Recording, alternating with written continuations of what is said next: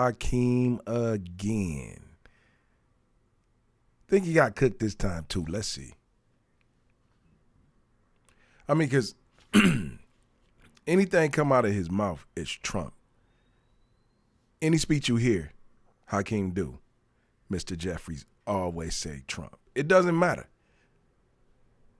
Welcome back to Squawk Box. Join us right now, House Minority Leader Hakeem Jeffries. There is so much to talk to you about this morning, about everything that's going on in Washington, about the BLS, the Fed.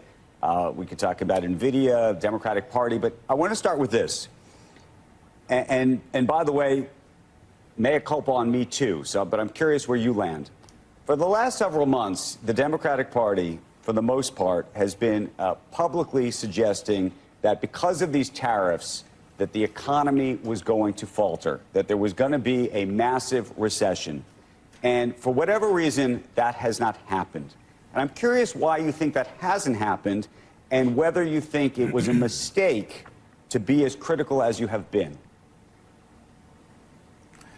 Well, good morning. Great to be with you. Donald Trump promised on day one that costs were going to go down. Costs haven't gone down.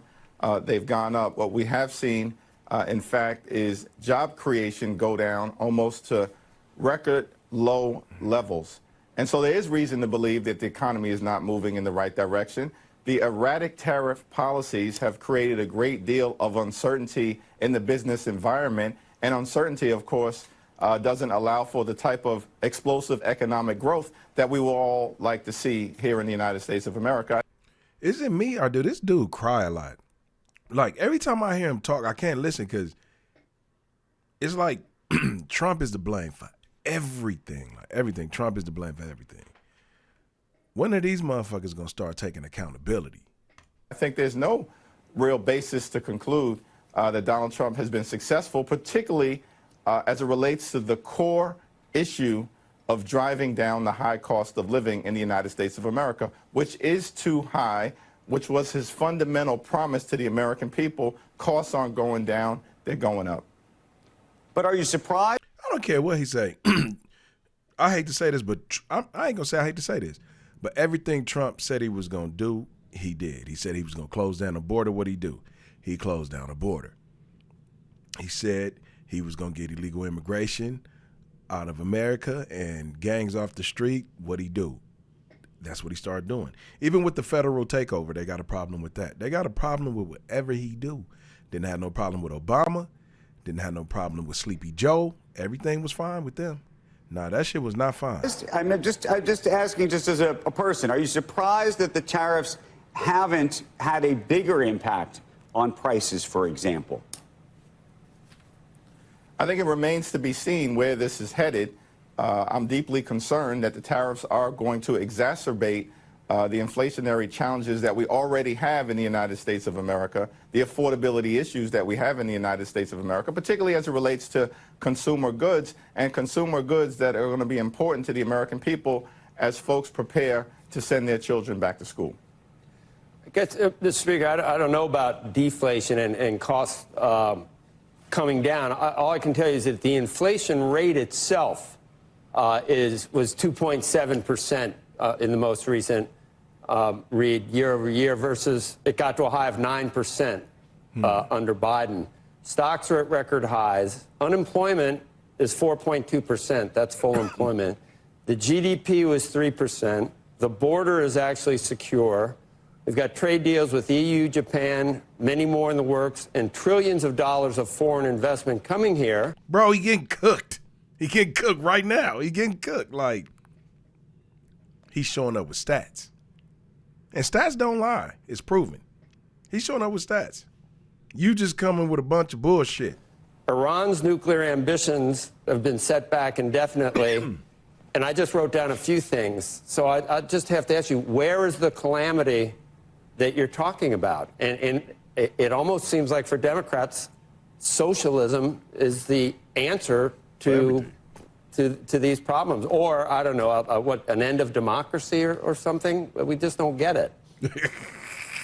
Well, actually, I'll tell you what we stand for, Joe. It's pretty clear. As Democrats, we believe in a strong floor and no ceiling. In America, you work hard, you play by the rules. you should be able to live the good life. And there should be no ceiling on your success, on your capacity to do anything in the United States. So why is this shit being said now when Trump is in office? We should be living a good life. Shit, we wasn't living a good life under these motherfuckers. What good life was we living? I can't wait till he bring the National Guard to Los Angeles. Oh, man, I can't wait. United States of America. That's the great promise of this country. At the same period of time, there should be a strong floor. Today is the 90th anniversary of Social Security. It was born 90 years ago today. What we've seen from this administration is an attack on Social Security, an attack on Medicare, an attack on the Affordable Care Act, ripping Medicaid away from millions of Americans. That actually is the type of strong floor that we should also have in this country. You pass one big, ugly bill that's now law on a partisan basis that represents the largest attack on health care in American history. Hospitals will close, nursing homes will shut down, community-based health clinics will be unable to operate. People all across the country are going to experience increased premiums, co-pays, and prescription drug prices. That's a problem for everyday Americans. I'm not talking about people who are already wealthy and well-off and well-connected. I'm talking about the everyday Americans that I represent in Brooklyn and that we're fighting hard for. In fact, those same Americans, food is being ripped out of the mouths of hungry children, veterans, and seniors with the largest attack on nutritional assistance in American history. I find that problematic in the United States of America, and millions of people do so as well. Leader, where do you land on this mayoral race in New York, and in particular on Mondani, That's what I want to know. who is clearly now the front runner in this situation, won the primary? You have not publicly come out endorsed him yet, and I'm curious what you're thinking. Well, he ran a strong race in the primary, obviously, relentlessly focused on affordability, which is a big problem, of course, here in New York City, along with every other part of the United States of America. And he outworked the opposition, he outmessaged the opposition, and outorganized the opposition. But now, during the general election, of course, he's going to have to demonstrate to a broader electorate, including in many of the neighborhoods that I represent in Brooklyn, that his ideas can actually be put into reality. And that's, you know, the conversation that he's having with me and having with people who are community leaders and residents in the 8th Congressional District I serve. And that sounds like you're not convinced then yet. No, well... No, you don't sound convinced at all. It's like you dancing around it. We had one initial conversation. It was a constructive and candid conversation. It was centered around the community. And in that conversation, he indicated he'd like my help in putting together additional meetings with members of the congressional delegation, as well as leaders in many of the communities that I represent in neighborhoods like East New York and Brownsville, Canarsie, some of the more lower income working class neighborhoods that I may serve. I agreed to do that. That meeting is being put into motion right now. How do you think about him relative to Cuomo? And how do you think about the message of socialism, or being a socialist, and what that may portend for the Democratic Party? Well, I think, as I indicated, listen, my view about what we as Democrats stand for, what we're fighting for, we need to lower the high cost of living in the United States of America. We need to fix our broken health care system. And we need to clean up corruption in Washington, D.C., so we actually have a government that works for the American people, for everyday Americans. I wouldn't say it's corruption being cleaned up in D.C., but D.C. is getting a nice cleanse. And I think America needs a cleanse like that everywhere. Like, it's too much killing, it's too much violence, it's too much shit going on, man. You can't walk the stores. Some people just want peace. And that's what, and you got to think about this. You got to think about this. This is the nation. This is the nation's capital. It's supposed to look nice. It does. For hardworking American taxpayers, as opposed to working for the privileged few. That's what that one big ugly bill was about. Cut health care, devastate nutritional assistance, reward Republican billionaire donors with massive tax breaks. That's not us as Democrats. Here in this country, work hard, play by the rules. You should be able to afford to live the good life. Good paying job, good housing, good health care, good education for your children, right, and a good retirement, which, by the way, means protect Social Security and Medicare because they are earned benefits, not entitlement programs. Don't try to devastate I understand them, that. which is I'm what just the curious Republican plan is right now. I'm curious where you land on things like, freezing rent, free buses, giving away, free food at supermarkets and the like, and what you just think of that idea and what it represents.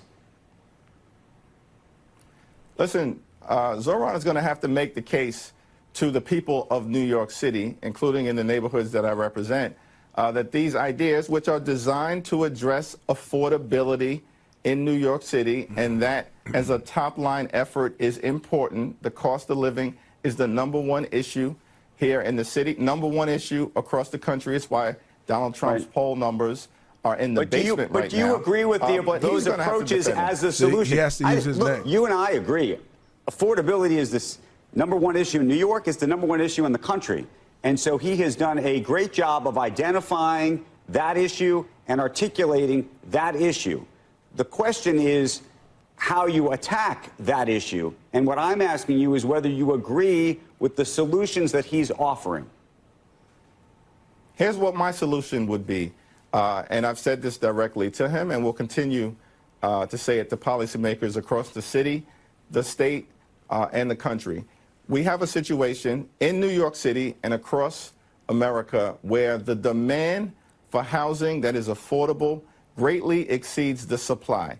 That's a problem. That imbalance is jamming people up, working class residents, moderate income residents, middle class residents. In New York City, if you're a police officer married to a nurse, you can't even afford to purchase a home in this city. That's problematic. So we have to build our way out of this problem. That's all hands on deck. That's city, that's state, that's federal. That also means a meaningful partnership with the private sector. That has always been my position. That will continue. Man, Nanny boo-boo. Dude. Hey, it's MalReactTV. To me, he got cooked. I'll see you on the next one, man. Peace.